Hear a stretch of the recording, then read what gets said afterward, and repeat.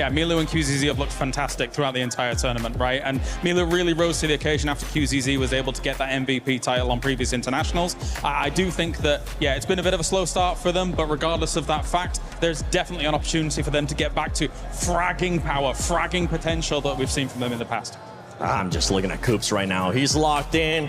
Raouf just going around, circling his chair. Satan as well. But Coops, it's all about Coops right now. Hopefully somebody else will be able to step it up from that team as we're going to be going into Rondo. So Hot Jukes, John Allen, take it away. What is Satan looking at?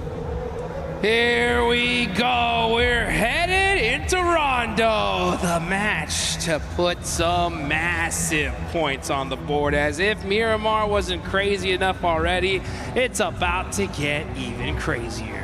Maybe it's just something about the start of the day, Jukes. Maybe it wasn't Rondo all along. It was just the first games. Maybe this will be the calmest Rondo we've ever seen. Yeah, they brought that Rondo energy off the rip, right? Yeah, they're used to it. Fresh off the breakfast, ready to find their dinner. And that is what we're going to be looking to find here for one of our teams. It will be the case. Maybe a massive early game. We saw it from Milu yesterday, huge, and the rest of Tianba as well. Huge start to the day yesterday. Not quite as powerful in the game so far today. So hopefully for Tianba, they can find that resurgence here. And if you're an Arena fan, you're hoping that they can continue to make their strides forwards and keep that White Rabbit chase going. Gotta be able to separate yourself from the rest of this lobby, and if you're gonna do it anywhere, it's Rondo, that's for sure. I mean, we've seen a 39-point game in this tournament. Oh man, well that turned things around from. Look at Team Vitality though, averaging, 4.33 limbs per game, 1,000 damage. It's a great average here. The thing is if you want to win that $500,000 at first place, become the champions, you got to do something special consistently. So I'm interested to see, right, how these teams are going to fare now that we're playing Rondo for the third match of the day, right? Are they going to be able to keep that aggression up throughout the entire day here? And who's going to be the kings of Neon's Factory? Oh, could be. Or, indeed, somewhere else if Blimpath decides that we don't want to be going to Neox Factory. In general, when you're talking about podium competitors, you're talking about teams who are looking to get about 10 points average. 10 to 12 points average tends to be where we see at the end of these game sets a first place type scoreline being. That generally is a great indicator that you're performing at the level that's needed to rise above the rest. So hopefully our teams will be able to keep that on side. And being able to get, as we were seeing, sort of mid-4 elims average, being able to complement that with placement points is very important. There are a couple, I think, of teams who have a distinctly higher average on those elims than others, but it is definitely something that you need to be focusing on to join up at that 10-point average. Because right now, I think quite a lot of our teams are falling short of that metric. That's a fact here. And if you want to be able to get in that metric, though, this is the place to do it. You can see these players are locked in, they're focused. They understand what's at stake here, just how important Rondo is for your total tally. You only play it 3 times in this whole finals here. And this being the second one. 6.3. Yeah, 6.3 average from Tianba, man. This squad have been really consistent here. A night and day difference from their group stage performance. And this is the Tianba that we know and love. We expected them to do very well here. And it's only a matter of time. I think they get that right position going, and then we see them get that chicken dinner. I mean, we want that survival stage, Tianba, right? Yeah. To be able to jump up and compete with the very best. Furia, fresh off of their chicken dinner, their numbers don't quite display that sort of a storyline just yet, but it is a great start for them to be able to add that one to their tally. And again, it's a real great mental boon to these teams to be able to find a high-scoring game and to be able to close out that game. Sure, maybe the point swing isn't huge depending on how many seconds into those final circles you last, but I feel like there is nothing more relieving than finding that chicken dinner, than converting it. Even if you ignore the 4 extra points you get just on placements alone, it is a massive mental fortitude booster. And you need to keep your head on straight because you are going to get into something crazy very early on. I know it, I love it, it's Rondo and it's ready. It's ready, these players are hyped up, they're ready to go. I hope y'all guys at home are ready as well because, man, this is just getting started. As the plane is taking off, we're headed to Rondo. Ooh. Okay. double flame path action here. Okay, so Neox Factory is accessible from the easternmost plane path, and to be fair, from the west one, but it's unlikely you want to go there because the teams in the east plane will hit the ground so much faster than you. It's much more likely if you're going to hot drop, you go to Yulin, and the same is true vice versa, right? Yulin is further along that plane path. What this is going to do is split these hot drops up. It's going to make them slightly less chaotic, Jukes, but more teams may want to go for them because of that. Yeah, and those teams that normally like to go to Neox Factory, if you're in that other plane, you're going to be there late, so that's going to put you so far behind. So teams are going to have to adapt on the fly, switch drop locations, and make these decisions very, very quickly here. And you can see, these squads are out. Top players right now. Scarface from Ulp, okay, 16 eliminations. Mormon right behind him, and of course, Milu right there as well. Yeah, Scarface on those damage numbers as well, right on the heels of Milu. Look at that, only 20 damage points behind. We'll see if that changes very quickly into this match because teams are now starting to touch down in towards Neox Factory. They'll be grabbing those weapons. Yulin also will now be occupied, and things are going to get hairy quite quickly. As Irina already taking a knock, Tianba as well have already lost one. Irina, by the way, generally preferring to drop out near Stadium, but the plane path they're on didn't assist with that. We saw them hunting down solos in other matches, those solo outposts that are near those recall towers, which are a major feature in Rondo. They were the team to take that dynamically to that fight in a way that we haven't seen from many others. Oh no, S-Power goes down to a guard. Not good. Schwepp's hurt and gonna get caught by a beautiful angle from a cop. And that's what happens is that if you're just so used to dropping in one particular area, switching it up here, sometimes those little angles can catch you off guard. And OG putting in the work here. Gonna be keeping an eye there on the side of Pull. Ooh, does see Aaron. Now we're gonna switch on over to another fight. Here goes Furia. Applying that pressure to Aura. Sky bandaging here. Waiting to be able to find those angles. He's got some good weapons here, but Ayala gets caught. A nade forces Sky to reposition away from the corner. Does take a little bit of damage, but that'll be okay. Remember, the recall towers here in Rondo allow teams to get their players back up and alive, so early fights are the norm. Silence rolling around the edge of this corner, trying to suppress Sleepy, but the UMP in hand gives him a little bit of confidence, and the nade to back it up. Flings across his sightlines. No Fear does go down on a trade, and now Ayala's looking to break wide to change the tune of this fight, and looks for more with Chief at his back. Sky on a sliver of HP just about finds the retreat, but there's a re-engage around the corner. Chief would have had that, but he ran out of ammunition. Now he's going to have to make a play. Ayala there with the assist, and great work for the side of Furia. They're going to go ahead and take out Aura, put some early points on the board, and they should be able to pick up Silence here. Now they're going to start laser focusing towards the side of Four Thrives. Four Thrives creeping in on this one. A little late to this third party, and now they're going to have to battle a pretty kitted and well set up Furia. Four Thrives, they got some loot on side as well, though not too many nades. In fact, no nades for T24. Neox Factory's been popping off as well. I think Ulf bore the brunt of a lot of damage pouring on their way. You see some elims coming through from Orangutan. Doing bits, but ooh, okay. Ulf may have a little bit of vengeance here, as Eren is still in the firefight. Tianba with their position on the south edge. Spot Tizzy sending away, but Tizzy wants to re-engage on the door frame. It's not going to work out well for the first spray, but suppresses the angle. QZZ with the nade cooking. Drops around the corner, but Hyunbin evades the damage. Motion Red for super aggression here. Looking to get some of them early eliminations. Hyunbin with the laydown, wide on the open! Oh, what? Catches QZZ with the spray.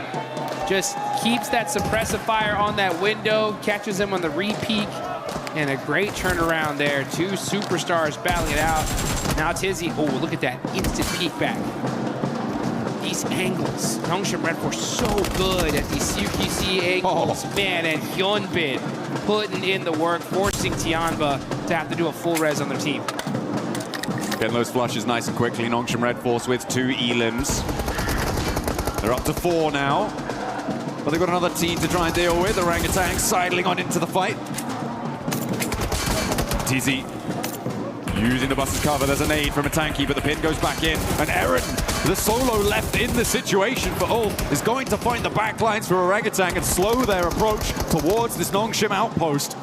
The two players they've got there can just live a little bit longer, but a tanky keeps the pressure up, and Orangutan keep marching. Man, great movement from the side of Tizzy and Hyunbin. They are outplaying so many of these players here. So good at this urban fighting. Their peaks, their timing, just impeccable. Wizgot, though, with that nade, looks good. Tizzy jumps away and gets peppered only a little bit. Pulls the pin again. And you can see they're utilizing those doors so well. But how about that nade? That one looks good. Ooh. Tizzy jumps away from it once again. He's not falling for that one. I like the attempted utilization of the smoke to stop the vision on the nade arc as it was coming on through. But Tizzy read that one nicely. Knew exactly what they were going for. That nade doesn't connect either.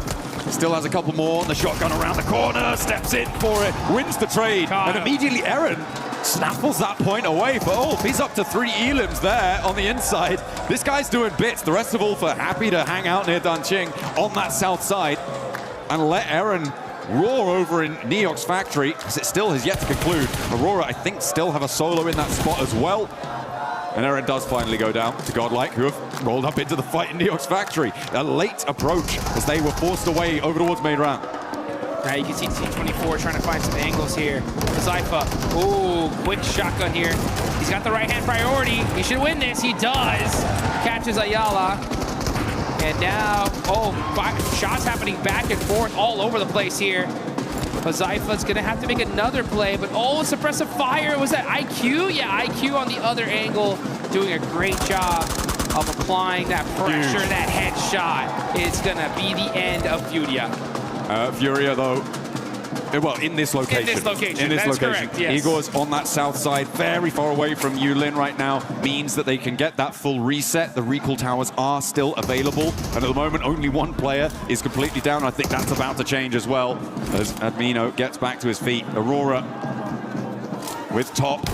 The man on the spot only needs the one shot to take down Salme, and now he wants more. S-Power with the nade, can't quite connect on towards top, but he spots him running up, has the nade cooking. This could be perfect, needs it over the top, a lot of damage, and the spray to convert.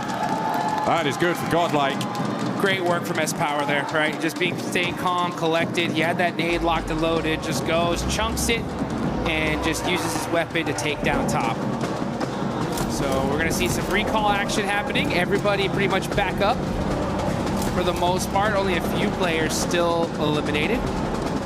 And now you know what? Why don't you guys do us a favor? Get in game and go ahead and pop some of the lucky spins right now. Hopefully you can get one of those exclusive 2026 PMWC tournament sets. So you can be styling and looking good like a lot of these players are. Let's see how S-Power is going to look, though, in this 1v1 against a tanky. It is India on India action here. That's that Molotov. Oh, yeah, he's like, all right, I'll hold the stairs for a little longer. Hot footing it away from that, doesn't take a tickle, which is a good result. Hard southeast shift on this next circle. Pushes us down towards the southeast side.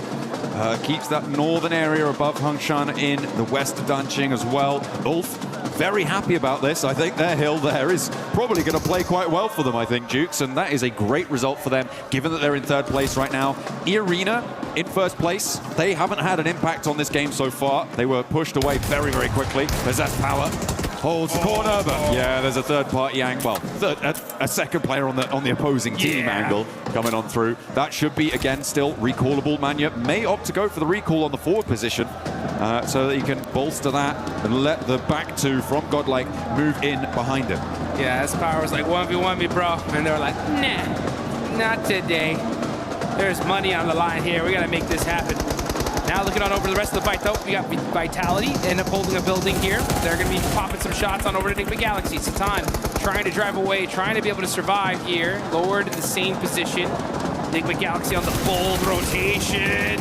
And Satan does end up getting caught and eliminated. Very messy now on the western side of this circle. A lot of teams forced into a fight that is unfavorable for a rotation that leaves them exposed. We're seeing the results of that now. The recall tower on the south side of the circle, currently under control of Nongshim Red Force. Looks like Godlike may have their forward position. on one recall as well, I believe. So they could look for that. Actually, it might be Arena who have got control of it out on the east side. In the meantime, 4 Thrives with their 3 elims so far have a position near Yulin. You can see these teams just starting to get set up here, getting ready for that late game. This is so critical. This is the map to put some points on the board. OG have 5 eliminations. Aurora have 5 as well. So a great start for a few of these teams. Now it's about how you're going to end. I think the Galaxy downs a ton on that rotate. They do end up finding a spot in this next zone. Pretty central one too, just a little bit on the southern side of it. But we never know where this next circle is going to go. I mean, Ulf really have got a brilliant position here. They've had a while to establish it as well. On the hilltop that they have so much control over the surrounding area. They have vision every single direction. Everybody else just trying to play in their shadow at the moment. Arena have managed to push in from the east side. And 4 Thrives continuing their hold on the southeast point of Yulin. Doing a little bit against Al-Ula. Godlike suffering once more at the hands of Orangutan. And the Arena are actually pushing up to try and third-party split that fight on the north edge and maybe hound down Godlike. Godlike trying to hold on here. Southern shift. Yeah, indeed for a lot of these teams. S2G, 4 Thrives, E-Arena, not liking that one. Now there's Godlike. But Fudia, they'll take that all day long. Possibly even looking for a back-to-back chicken dinner here. As Aurora, though, that's going to be the team they're going to have to fight because Aurora's going to be pressing into that hard shift side location. Tianba, QZZ knocked. Doing a great job of being able to throw down those smokes very, very quickly here to try to pick up their superstar player. Coops trying to catch some shots into those smokes. They can go ahead and just hold on to that coverage for just a little while longer. Just a moment longer. Right now, I think that, yeah, we've only seen 3 players really fully confirmed to not be really in with much chance of moving forwards.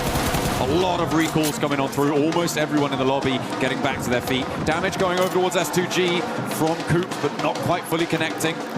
He's locked in today, man. I mean, those shots were on point. He was hitting them for the little slight angle that he had.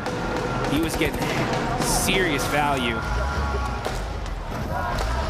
You know, Tianba's locked in as well. They're just trying to get themselves in a good, solid position. They're in 4th place, 48 points. Not a bad start. But E-Arena with 75, they're the big threat in this lobby. The Thai squad looking really solid here in the Rondo. 1 elimination, the whole team up. They do have a position on the eastern side of the circle. Aurora right on top of them, though. Let's see what they decide to do here. I mean, they are certainly alive on this side of the circle, but between Aurora and Ulf, it is a difficult position to try and hold down. And can they get much further forwards? I'm not entirely sure, Schweppes. Oh dear, the flames already licking the front of the bonnet there. And that is going to be an unhealthy vehicle. Not really too reliable when it comes to moving next. But they are safe for the time being next to these 2 teams. I'm looking at Orangutan and 4 Thrives on that north side. Could be a contest around the mountain that sits between them. Godlike, I think, are going to have a difficult time moving in as well. Either they could swing out into the blue zone very, very quickly now and try and rejoin Rita. But if you do, you're basically committing to going down in the next zone. Yeah. It's just not going to work out. Yeah, for sure. And EDA need to have a monster rondo here if they want to be able to get themselves into serious money. Enigma Galaxy, meanwhile, 2nd place, down a player. Lord going to be using some of that terraforming to put himself into a safe position. This is still super early. I mean, that's just Rondo. The Rondo starts off so aggressive, starts to slow down here in the mid-game as teams solidify their locations. And then it's going to get red hot here in just a minute. Let's see where this circle goes. We're going to see a crazy southern hard shift again. Will it center up? That's going to be huge for these teams. And it does favor the south side a little bit. Okay, I mean, for Aura, this is great news for them. Their west side is fairly free and clear. Ida do opt to regroup on the south side, which I'm not entirely sure about. I feel like that may be a misplay for them. A very difficult approach from that angle. S2G trying to make the approach that is probably in Ida's future. Finding out how difficult it can be. Furia extracting a toll for it. But they do crash in. They do get to the center of this one. and actually may be able to get control of this recall tower that's available for about another minute or so. If they can get control of it, get that recall in fast, they could be in with a full force squad on this location. And I think they know that Jiggle's here, but they don't have a lot of time to play around with. It's really ticking away, and the bounce on the nade's not good. Yeah, kind of a little bit of a self-nade there. I don't know if you saw that chain link fence at the top of it. Great nades, though, from Nongshim Red Force. Oh, it doesn't hit the mark, though. I thought that was good. And they're going to be sharing this location for now with E-Arena. And this is pretty darn central. So I'm surprised they're really battling this out. This is a dangerous fight, honestly. Like, if they take this fight, they're going to get third party. I mean, all the fights now in the middle are dangerous. Godlike on the south side. What happened? Ooh, I think a vehicle explosion there came on through. Was Took that Tony K down. No, it wasn't a self-drop, don't worry. I would have clocked that one. It was an explosion that came through. The nade, just falls short of the deployable cover. And they continue to not quite find the mark for for Nongshim Red Force. They aren't quite connecting here. Not quite getting what they want to get done. Orangutan try and crash into the middle against S2G. It's looking to go pretty well for Orangutan, actually, as S2G are going to go down fully. These recall towers are pretty much done and dusted. Only a couple more seconds to get them used. Yeah, it's going to be tough to be able to use it here at this late stage, especially if you already burned a lot of your recalls earlier on. And let's see right now as Ray-Z is able to get a nice knock there on the tops with a nade. Another one in return as Bose catches Federales. And now here comes Win in the vehicle. Possibly just trying to get some information. He gets some for sure. Pops out. Oh, that did sting. Okay. Razak, though, got the shotgun. S12K. Oh, gets knocked. And Team Flash put in the work here on Vitality. Hey, we know what Razy can do, but he's not going to do it this time around. Vitality go down. Flash playing on with 3. The recall towers are now shut down, which means that every elim will stick. There are no recalls available. E-Arena somehow managed to get straight to the center of this circle. Is kind of crazy, and to do so with 4 players alive, great news. Hopefully they can make that one work. Meanwhile, on the south side, you've got Godlike, Ita, and Furia all looking for position. Yeah, this is a replay, I think, on how Tony K went down. Yeah, he ran into the buggy. He ran into the buggy. Yeah, well, it was that cover flare that ended up busting up that buggy, and it was just inching it little by little and just did enough damage to pop it. So you gotta watch out where you drop those cover flares. Hey, no harm, no foul. They're all alive, and that's what matters right now. Nade over the top, over towards Enigma Galaxy, though, from Tianba, who have had to fight down from this north side of their compound. Enigma Galaxy have been hiding here for quite a while, and Tianba seemed to be an overwhelming force for them. Ralph, alone, isolated away from the rest of the team. Ulf have been trying to push in from the east side, and somehow Scarface doesn't go down here. Finally does get knocked to QZZ. There is an answer, a little bit of damage, and his 4th drive's chiming in for a third party from the west side. QZZ getting caught out by Ulf. And now Milo getting shot in his back from 4th drives. Tianba now are fully pinched. You got 4th drives looking at one side, Ulf looking on the other, and this is all outside of the circle. Disaster here for Tianba, who are looking so strong in this game. Gonna have to fight their way out of this position. A lot of movement now necessary on the northeast side as well as on this south edge, and this is what I was worried about for Ida.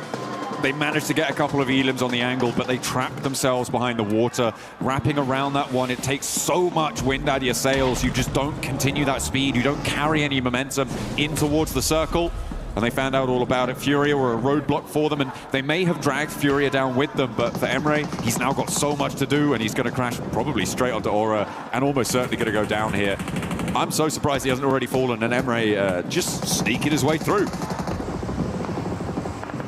Tianba on the drive-in now. Gonna have to force to just fully send it onto the middle, but they are getting beat up here. Sacrificing players one by one. Milu, oh, with a bad drive. And now it's up to the single player. Oh, he does end up catching 1 point. So Tianba hold on just for a little while longer. Staying alive, staying in the thick of things. The arena unlikely to be able to push fully up and over with Ulf suppressing this angle. Akin can survive for just a while longer. And Ulf are going to have a tough time actually pushing towards this one with the suppressive fire coming in, but Akin does go down. That actually comes from Furia. Very long shot down from the south side. Close to max range, I believe. Furia. Yeah, 393 meters there, Ayala. Ayala and Furia are putting in work here. 10 points on the board so far. Right behind him is OG with 8. They definitely needed those points. And here comes Furia, pressing in through the south side, moving in little by little, making sure that there ain't nobody near him.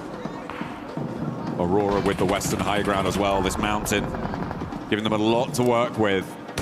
The position held previously by Aura, but they decided to commit instead much more central onto the west point of the compound that sits central on this circle.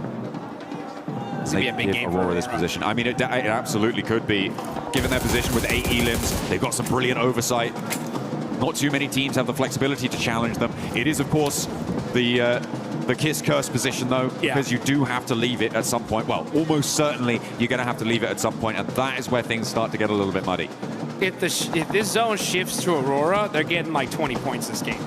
Plus, I mean, this is the spot to have. But it is quite on the edge here. Let's see if they end up getting lucky. This is the time to get lucky in the map that you really want to get lucky on, that's for sure.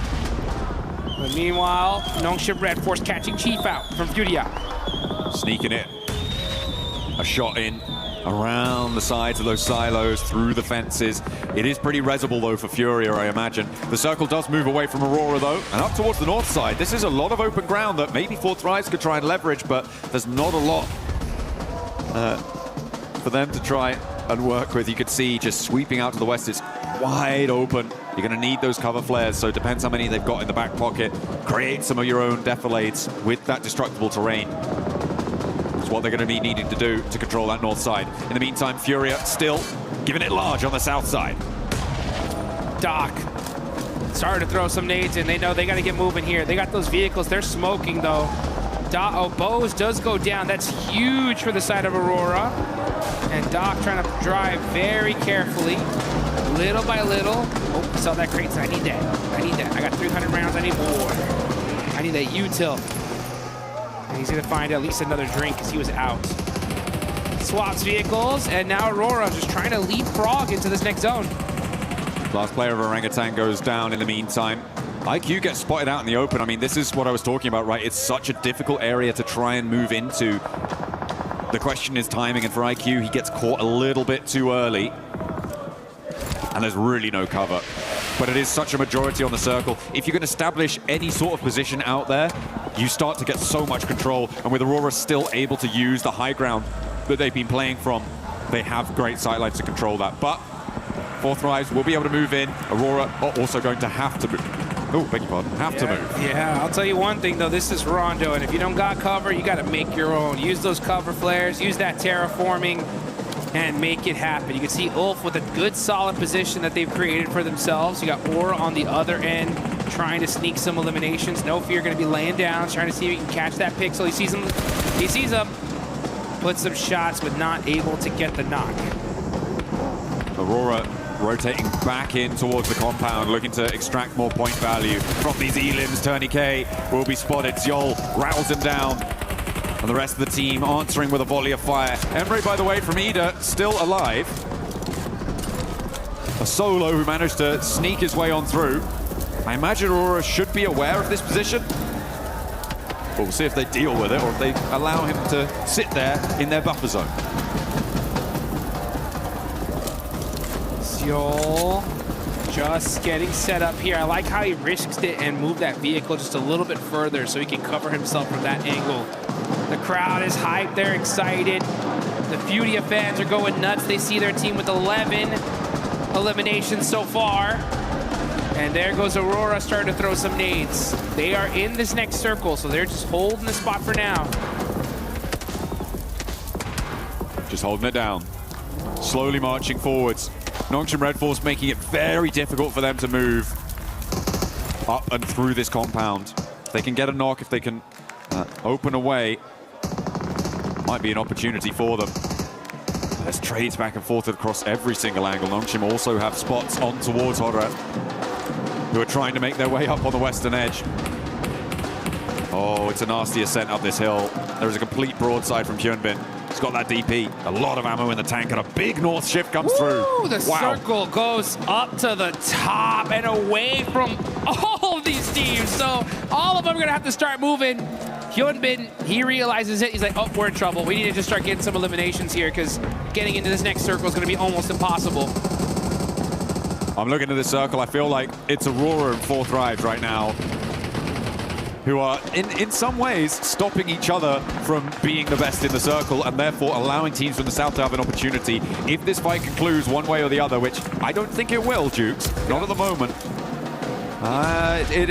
it could be pretty tricky for everybody else to march forward, but it seems like they found some sort of peace between the two. Yes, that's the right play in all honesty. You gotta just throw the smokes in between, but like, guys, let's look down south. Let's get all these eliminations, fight each other later for first and second place, because, oh, this is a feeding frenzy here on the south side, as all these teams are just desperate to try and find a spot into this next zone. Hyunbin up close and personal. He's got the shotgun. He can make the plays, and Nongshim Red Force are putting in the work up close and personal. Take down E-Arena, the lobby leaders right now, only getting 2 elims there, no placements. A nice result for the teams looking to chase. Ulf, though, in a little bit of danger as they try and sweep up from the eastern side and crash into 4thrive, but with Hazaifa going down with 2 players left, actually only 1 player left in action. Igor. It's only IQ up on the north side, and Furia, in the meantime, are sweeping up. Over on the inside of the compound, Ayala on the corner. Dodds goes down to Nongshim as they move out to the east. But Furia now, 12 elims. They're looking for more, and a solo from Jiggle, the only thing standing in their way of controlling the entirety of this compound. Make that 13 eliminations. Furia on a tear. Jiggle up on top, catches out the last player of Ida. Aurora, though, are just waiting for this. Gotta be a little bit careful with that cover flare. A little bit too close. Chief now forced to just run out the open. Jiggle with the jump down, trying to make the play in the 1v2. It's Igor to shut him down. Hey, that's so nasty, though, because it does mean that Igor is going to be alone, solo, and will not be able to weather the storm of bullets sent his way by Nongshim Red Force. Now out in the open, it's Aurora as we transition up to the north side. And 4thrive, I mean, they lost so much on that push forwards, and it's just IQ now. Hazaifa, I don't think you're getting back over to him, mate. And he does go down. IQ, for Nongshim Red Force, 10 for Aurora. Big game. Is a big game any way you cut it. And it's going to be one of these teams that's going to win it. Who's it going to be? It's Aurora versus Nongshim Red Force. Yol gets knocked. That could be the opening volley. But Nongshim Red Force just going to hold that angle. So easy, catches top as well. So just knock after knock, back and forth. That's going to really hurt the utility from both these teams. Reefus, level 2 vest, pretty beat up. Season angle, though. Hits the headshot onto TC and gets the knock. How do you do it to him, Reefus? Goodness me. That is a beautiful start, and this is the open ground I was talking about before, Jukes. It's just so difficult. There is that sloping ridge in front of Nongshim as well. That means they really kind of only have one angle to go, and it is fully covered off by Aurora. Yeah, it's because Aurora is shooting some dang laser beams here at the end. The tiniest pixels, nothing but headshots. Nongshim Red Force, we know they got the gun skill to pay the bills, though. Gonna have to battle it out with Aurora, because Aurora are on fire right now. Now they have the numbers advantage as well, top with 5, and look at that. Nongshim Red Force, they're just stuck. They're stuck in this one spot. They are laying down, but Hyunbin evens out the battle with that huge knock on his Yo. Perfect timing. And it's a forward position as well, which means that in order to get them back up, they need to break forwards. For Aurora, they need to expose themselves. That makes it more likely. We're in a 3v3 clean. Hyunbin suppressing the corner of the rock there, looking to try and put them back behind it. And he will bury them behind it as Doc is taken down on the angle. That is resible, but it's going to allow them to move forwards incrementally, making their way, making their approach here. Reefus don't dare step up. Hyunbin is just an absolute beast with these laydown plays. Putting in the work, catches top. Hyunbin is on fire. Making it happen for his team. Applies that suppressive fire on Reefus. Reefus cannot afford to get knocked here. If he does, he's gone. He's got the MG3 from the crate, though. Is it going to be enough? A lot of damage done to him. Zyol's been slowly bleeding out. There has been reses coming through, or attempted to come through from Aurora. and they do manage to pick all three of their players back up on the forward front. Zeol finally flushed, Reefus darting left and right with the MG3 barking loudly across the open ground, but he's not going to be enough. It's going to be the knock sent his way, and Nongshim Red Force are giving this an excellent go. Moving forwards, they make it to the rock, and they are just out of range. The nade goes forwards, only Top remains in the way, and the Molotov burns him, takes him down. Nongshim Red Force turning the tables on Aurora. Aurora was looking unstoppable, and then Hyunbin said, oh, you think you got it, huh? Nah, we got this. Clean execution at the end from Nongshim Red Force. A brilliant exit from that location. It got so messy around those silos, those compounds, really, really tricky, and it's got to be so disappointing for Aurora as well. They don't lose those. You shouldn't be losing those, no. It is really, really tough stuff. But the open ground was so difficult to get in and towards, with 4 Thrives being in the way for Aurora. If they'd have been able to deal with that a little bit earlier, maybe they could have had more presence there and stopped Nongshim Red Force from getting as far as they did. But a brilliant oversight on the compound for Nongshim Red Force. The South Korean side managed to navigate that one brilliantly. I mean, that's as fair as a fight as you get here, folks. I mean, I think out of all the fights I've ever seen Aurora lose, I think that is the most frustrating one for them, because they know that we just got outgun skilled. Us, Aurora, the Mongolian super squad. What happened? Hyunbin with those laydowns, making the plays, the pop-off, absolutely well-deserved. I mean, that was just disgusting.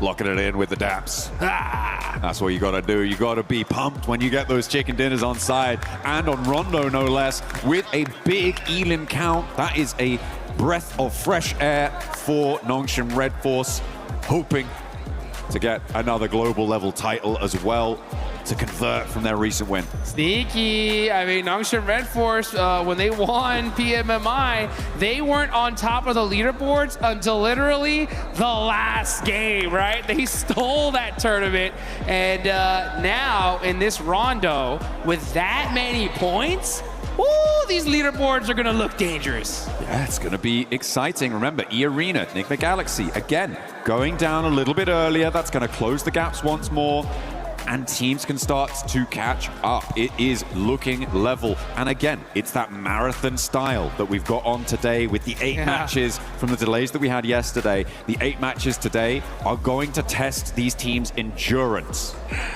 We still got so many games left. I'm so excited. This is just Rondo. We got 3 more Air Gales, 2 more Miramars. How's Aurora gonna roar back though? That's gonna be my question. You know, Doc, he did not like that one.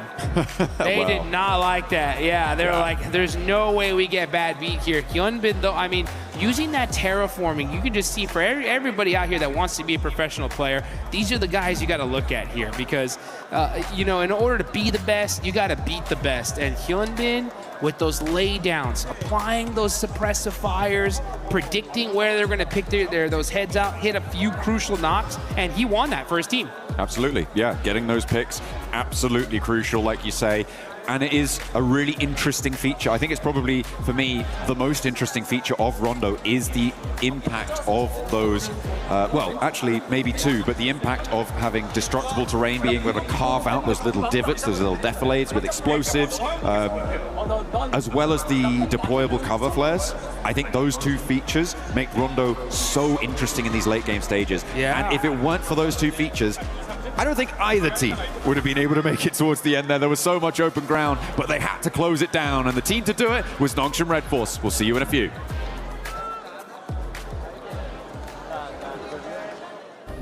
Play is in our DNA. Whenever we let it out, it becomes our superpower. Now imagine an entire city being built to supercharge it. Kadir City, powered by Play.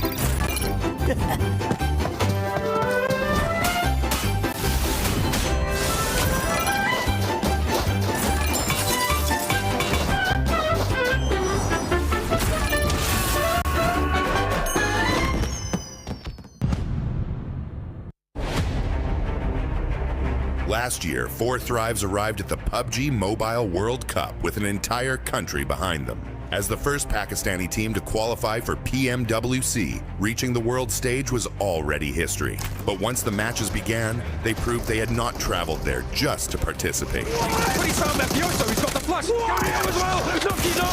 How can you do it to him? They want that first place, but you're gonna have to prize it from his cold, dead hands. Squashed with a chance now, and he's able to close it down. 4 Thrives finished second in the group stage, going directly into the grand finals, and eventually securing 7th place in the world. Last year, PMWC taught us to be more aggressive and more consistent to win this championship. Their journey began at the PMGO Season 1 South Asia Finals, where they handled the pressure of playing at home and claimed the regional championship. Now sending shots around the corner, so much damage done, and it's ended. 4 Thrives get themselves a chicken dinner and secure an unbelievably good position. That victory sent them to Jakarta for the PMGO Season 1 main event, where they would face teams from across the world. And on the opening day of the grand finals, 4 Thrives took complete control. Possible, but IQ's down, and T24, we're 1 versus 1. Weapon swap with the shotgun around his teammate. He finds it! He gets it done, and 4 Thrives! After 6 matches, they had collected 3 wins and 82 points, building a commanding lead at the top of the leaderboard. After the 3 chickens on PMGO Finals Day 1, our confidence boosted a lot. Like, we didn't felt any pressure and we knew we are going to win because we had a big lead. The second day brought a different challenge. Every team in the lobby was chasing them, and every mistake could reopen the championship race. They finished with 122 points, 77 eliminations, and 3 wins to become the PMGO Season 1 champions, securing their return to PMWC. Last year, they arrived as history makers. This year, they arrive as global champions. Nothing has changed for us. Our hunger is still the same. Even you can say we are more hungry for this PMWC trophy. We are even more confident than before. We have more experience. We believe that we can be the team who can win this back-to-back global trophy. 4 Thrives have already shown that a Pakistani team can reach the world stage. Now, 4 Thrives head to the PMWC at EWC 26. Ready to prove that PMGO was not the end of their rise. It was only the beginning. Hey, aggressive on the left now! Let's go. I'm nading it, okay? I'm nading it. Nade it on the dossier, bro. He's low. I don't have nades. On the dossier is low. No, I can drop the C4, wait. He's low, headshot. Nice. Last one on me. Yes. No, two. Nice. Let's go. Get the loot. Go left, guys. Please, go left. One guy right, one guy left. Easy. They're 2 knocked. Zone will kick them. Back over, left. Last guy left. I'm running up. Behind the tree. Okay, I'm running up on him. Play time. No, behind the car. Kitleyim ben. Riske atmayacağım. Taşla yatıyor galiba. Mermi çektim. Tarıyorum Cema, full tarıyorum. Mermim yok ama. Mermim kalmadı. Lan gidin vurun, alana salacak. Nice oğlum. Nice. เฮ้ยขวาตัวนึงตายเราไปนอนอยู่นอนสวยตัวซ้ายเจมส์เล่นด้วยกันนะใจเย็นมองนี่คือเจ็บไปเลยวิ่งมาเลย หลังต้นไม้เจอมาแล้วกู แต่กล้าก ดซ้ายกดขวาโอ้ยเฮียไม่วะ This rondo would be the match to just kickstart a bunch of the teams that weren't performing well in this first 2 Miramars, and one of them being Aurora, showing Kalaris one of the biggest throws that we have seen. They look so good until the end. Everything was lining up so well. They threaded the needle down on the south to be able to get between Godlike and Furier on that rotation. And I thought to myself, they're playing it fantastic. They're being able to hold a position, cautious of where Horror was, and then maybe flex out on that west side. But Max, the fight against Nongshim, who played an amazing game as well on the other side. Like, you can't hate too much on it because, yeah, Nongshim Red Force had some insane shots. Hyunbin in particular, the way he was able to every time to allow his teammates to push forward and he would cover them, but he wouldn't just be cover fire. He would literally tear down every single player on Aurora Gaming. I think he knocked out top twice in that final fight. I'm not happy about it. I'm very happy about it. If Kalaris is angry, I'm having a good day. So, yeah, but like, as you said, it was great rotations overall from Aurora, but the gunplay from Nongshim Red Force is what redeemed the game for South Korea. And this is completely opposite from what we saw from Nongshim yesterday, right? Because we were talking about Hyunbin just being super aggro and going without his team and all of this, and he's done the complete opposite of that today here, going, I'll support you guys. I'll be that support player. I'll be the fragger, but I will let you guys go first. I mean, it wasn't just this final fight for Nongshim Red Force that looked amazing. It was the parking bay control, dealing with anybody coming from silos, fighting into the circles as well. This for Nongshim Red Force was a masterclass of control. The fight with E-Arena especially. Yeah, the thing is, that fight on E-Arena was executed so well. It was so snappy, so quick. But the fact that they survive that fight in the city, right? Get outside the city, fight against the other teams that were 4 thrives, then win the fight onto Aurora, all of that, basically, while still keeping yourself up as a 4-man team is insanely impressive at this level of play. I think there's very few teams that can make it look that good. No, because, and this is the thing, is this is one of the teams that can go from 0 to 100, right? They were in that compound, they were there for a long time, they were just kind of keeping away from E-Arena here, and then they just unleashed the beast. I mean, look at these eliminations coming in from each of the players, so even across the board, and they just are able to just turn up the heat, go, okay, it's go time, and go for it. Yeah, we usually talk about Hyunbin just being able to be the frag out power for this squad. TZ as well has been stepping up. It's good to see that all the players have been stepping up in this one. One of the biggest question marks that we have had for Nongshim, especially in this last 2 days, have been those placement points. And for them to finally get over that hump, getting that chicken dinner, considering that the Smash Roll is going to be in play tomorrow, this is going to make them really happy. I know you're really happy about it. I'm loving it, seeing Hyunbin and the boys getting so many points on board. But before this game, right, the placement points were at an all-time low. We just didn't see very many late game finishes from this team. But the fact is, and as we just saw on that graphic, right, they got eliminations on every single player. Very happy, but apparently Eren is your MVP of the game, and he had some really good fights, one of those onto 4 thrives. So good plays here from Eren that I didn't expect. I thought it would be definitely one play from Nongshim Red Force. Well, Tizzy, the fact that he did 1,200 some damage from the parking bay. I mean, it's one of the highest spots in that circle, never mind the silos that exist there. So it's a great spot to be able to have those engagements from. No, it was very good indeed. And mentioning Ulfred, because they were in an altercation with 4 thrives, and looking at the circle, I was like, okay, well, Nongshim has everybody in town to deal with. You've got 4 thrives having to deal with Ulf, and so Aurora were able to actually just have the complete west side kind of to themselves, get that long-range third party going, which is that's their MO, and that's probably why we saw them do so well. While they probably should have had that win, was they were long distance, they were able to have that long distance, put some distance between them and other teams. But for Nongshim, for them to actually third party over onto Ulf in the 4 thrives fight, just as 4 thrives were kind of getting cleared up. That is true. They do. They do. Ida has something personal with They do. It's so true. It's so true. But Nongshim really showcasing how great their timing is and how well they can actually read the lobby, what's going on around them, and take advantage of that. One team that we've been following as well, especially today, that has been starting to kickstart it, is 4 thrives. 4 thrives. In this last match, they were controlling a lot of that north, but they were 2 split, even though they were man down. And this is something that we were harping on a lot yesterday from them, having unnecessary splits at times. They were being pinned down by Aurora, though. They were being pinned down. It's a very difficult portion of zone. I don't think we've seen it be played that much, and so when it's so open like that, it is difficult to try and have the control that you really want. But yeah, there were some changes that could have been made to that. I think you hit the nail on the head. I think that when you look at how Nongshim Red Force had to play it, in a very similar area, you see how flat that area is. You can't, there's a lot of times where people get stuck in urban endings and urban situations, and then you're thinking to yourself, okay, that team on the outside is going to be able to hold them off. But you saw how flat it was. They couldn't put pressure onto anyone coming from their 4 thrives. They were there in a good spot, but they were there too early. Yeah, actually looking at another team I feel like did really well this game is actually Furia, right? Able to jump up here in 4th position, get himself a total of 60 points, 2 points behind the podium, held down by Nigma Galaxy. But this game, how they were able to do actually a big jump around the teams in the southern side against Godlike and also the side of Ida, and then getting in the city and sweeping teams. Sure, they don't get the win, but highly impressive from Furia. They feel like now are building up their momentum. They're a very streaky team, and now I feel like the podium is where they want to head towards next. That's back-to-back games too for Furia, being able to just show that aggressiveness, getting those eliminations as well, maintaining themselves within the 4th place, because one thing that we're kind of looking at is E-Arena starting to create a gap with some of those teams. That's something that 2nd place, especially of esports, they had 2 outstanding mirror marks, and in this one we saw Eden being able to get the MVP. I just want to bounce off what you said about Furia with the 2 good games, because I didn't like them moving into that silo location. I thought they could potentially backfill the west side after coming in super late on that south, but hey, they proved me wrong. I think that they really showed great presence of mind, great kind of space control when they were moving through, and were able to take the gunfights well.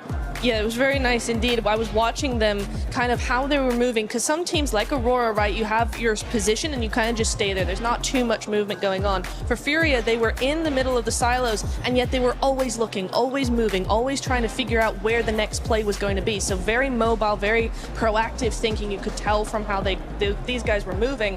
Yeah, just very proactive, and that's what you want to see in the middle of a city fight like that. Yeah, we did see the second page there for a quick second, and I want to highlight one player from Godlike. Man, S-Power is putting up like so many great clutches. We had some clutches early on Miramar. He did it here on the hot drop right versus top. He was cooking the grenade, got the damage, forced to find CQC. I really do believe, and my favorite player from India, by the way, normally is legit. But I got to say, S-Power is putting some global level fights here. He is looking highly impressive. And right now, I would say the best player in India by a significant margin. Yeah, it's not even close, honestly, especially with S-Power. Now all we need is to see what the Nongshim players were able to do, which just wasn't just one player. We need all the players from Godlike being able to step it up. But as we're going to be heading into the first Erangel, let's send it over to Barney and Luti. Luti, what an absolute treat today is. I mean, 8 games, that's so many clips can happen today. I know, 5 more maps to go, yeah, so much more PMWC action to come. But I tell you what, we wouldn't be anywhere if it wasn't for the fans, right? Of course, they're coming from all over the world. That's right, and we've got some right here in the Gadia City grid as well, so why don't we check in with them?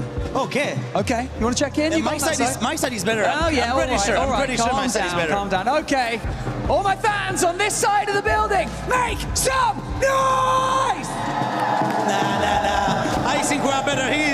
Please, from my side, make some noise! Yeah, okay, now you know what you gotta beat, guys. Now you know what you gotta beat. Okay, I see some Furia fans. Everybody, Fasambaruyo! I see. I have 4 fans right there. I can see in their own language as well. It is time. Shortman Show! Look at them going. They are crazy. Okay, you know what, Luti? Yeah. I'll give you that one. Yeah, you can beat me 1-0. But we'll check in a little bit later today. Casters, who do you think won that? I think the fans all won that. You know, I'm going to be completely equivocal, yeah, that's everybody won, because we got to experience the energy that is going to be put towards this match, the first of our Erangels today, a triple billing, as we sidle over towards match 8 with Nongshim Red Force able to close down a clutch chicken dinner in the final moments of that last game.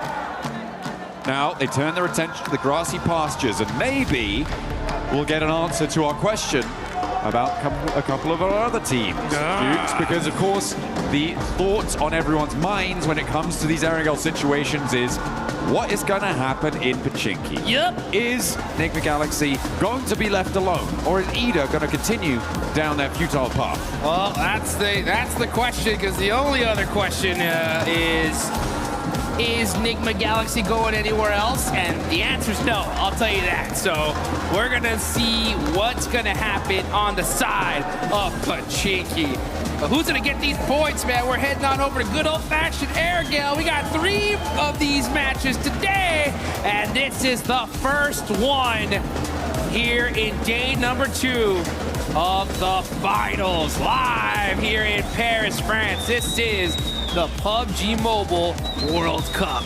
It's so American of you to say Paris, France, as if anybody was laboring under the delusion it was Paris, Texas. Come on. That ain't happening. That ain't happening. We're here. It's about the same heat, though, I'll tell you that right now, because it was hot outside today. Oh, yeah. I mean, it's been pretty hot in these games as well, as we are channeling the sun even when it's hiding behind the moon. Cheeky little son, you know, got to get him back. We did indeed, but we are going across Erangel once more. The plane path splitting the middle in the most horizontal flight I think I've ever seen. Right, that's as dead center as it gets right there, literally right down the middle. And you can start seeing these teams start to spread out. Top players, Aaron right now leading the charge when it comes to damage. But man, those leaderboards changing things up. E-Arena still up on top there. Enigma Galaxy down in third, Wolf right behind them.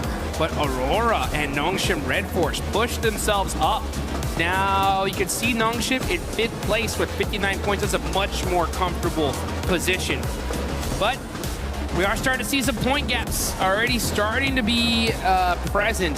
This is the most important day here, folks, because that's what's going to set that smash point threshold. And E-Arena have a nice little gap here, so they're a little bit comfortable, but it ain't over yet. They got to keep that aggression up all day long. Now, you know what? I talked about it before, right? E-Arena, chicken dinner towards the start of the day, and then what happens, right? It's that question of then what happens. Oh, by the way, Ida, not in Pachinki. Enigma Galaxy will be left alone. It is a Gatka split drop for Ida. Oh, thank you. Thank you so much to all the coaches, to all the analysts, to the players. I love it. Shout out to everybody, dude. Yeah. Shout out to everybody. Shout out to you. Yeah, exactly. You know what? Shout out to Naruto. Oh, yeah. Get that Ninetales Furies Og, baby. You gotta get it here quick before it's gone. As the Naruto Uzumaki event is still going on. We had a nice little show match earlier. Got to see some of the A7 boys once again. Man, putting in some work. Dropping them jutsus. Them ninjutsus. Substitution jutsus. That's what I've been told. That's what I've been told they're called. Uh-huh. Absolutely. Beautiful stuff. I mean, we saw that show match earlier today, which was great fun. I think everyone had a good time with it. It's fun. Calaris, and you know, Alpha 7 have to win something. Yeah, they got to win something, that's for sure. You know, anytime I get to hear Calaris cast the show match is incredibly loves to do those, so I'm so glad he was able to get one in. He looked pretty good with the headband as well. Yeah, he did. He rocked the red one too. I was like, man, this guy is styling today. Should have kept it on all day, in my opinion. I think he has. Has he? Yeah. Oh, that's I right, saw him he backstage. has. He was running with his arms behind his back. Uh-huh. Yeah. He does that everywhere now. Wow. I like it. It's a good look. He should hold on to it. Speaking of good looks, right? Ulf looking pretty good today. I mean, they're in 2nd place. They've been getting a ton of eliminations here. It's gonna be interesting to see how this whole thing fares out. I'm interested to see kind of how teams develop their mindset here going into today specifically, because I think a lot of squads just need to pretend like, hey, this is match 2. You know what I'm saying? Like, we just got our Rondo out the way, now into Erangel. Yeah, Aaron doing a lot of work for the team on Ulf right now. The elims he's been able to find, picking them away from a lot of different scenarios. He's been able to extract just these sneaky little flush steals once or twice, as well as the rest of Ulf doing a lot more. They have difficult south shifts that forced them off that high ground mountain quite a while into line on that game.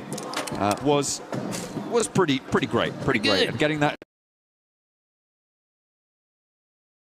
match MVP title as well for Aaron. So yeah, in 2nd place, good news for them. One step closer to E-Arena. It's a very tight grouping over towards the top side of these tables still. I mean, there is a bit of a drop off, I think, you know, from 9th all the way up to 2nd. It's fairly flexible still, given the number of matches we still got left to play, but it's going to get a lot more solid. And we got to look at the math of it. I mean, there's a lot of games still left to be played. I get where you're going with this, though, right? With how these top teams are performing, it's getting real scary here, right? So if you want to be able to make a run for that 1st place, you got to start performing here, right now. Especially for that 9th place on down. It really is starting to get chicken dinner time.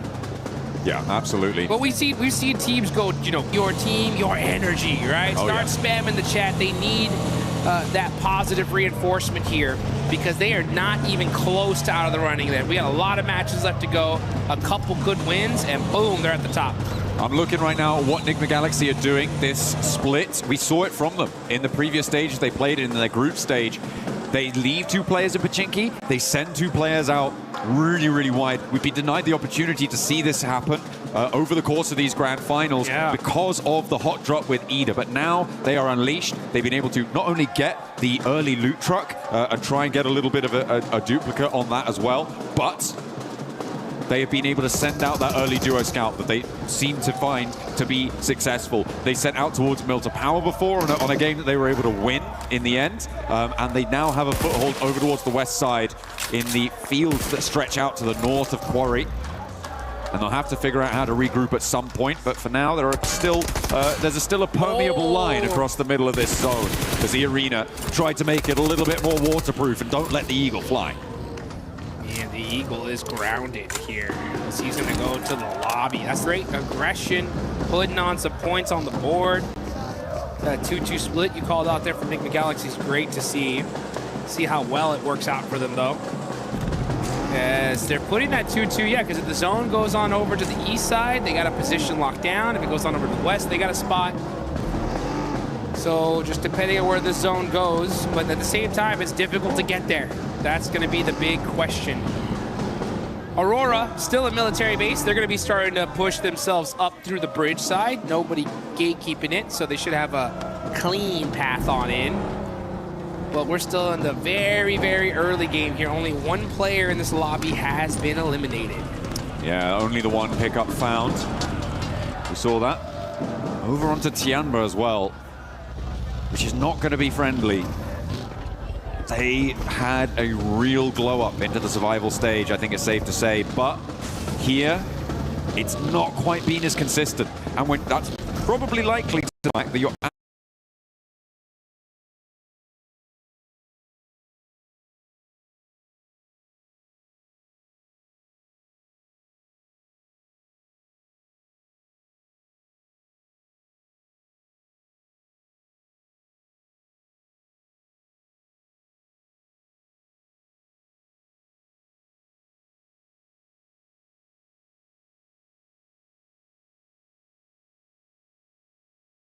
the top 10 teams back in, right? You're coming back into the lobby with the teams that directly qualified. Tianba, it's great that they've gained that confidence. This is not the Tianba we saw in their group stage, but there is a little bit more force to come up against, and that's, I think, what they're trying to come to terms with.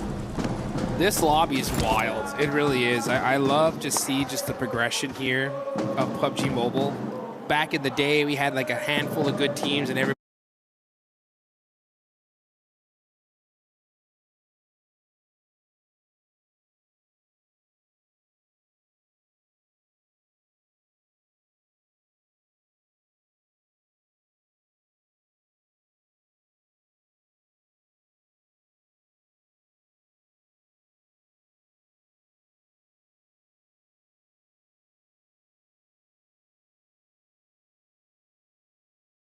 closed, and teams are Vitality's right behind them though. Coops gotta get away from this one. He's on the drive, trying to sneak away here. Serpentine, he's down low. Can he get away? No.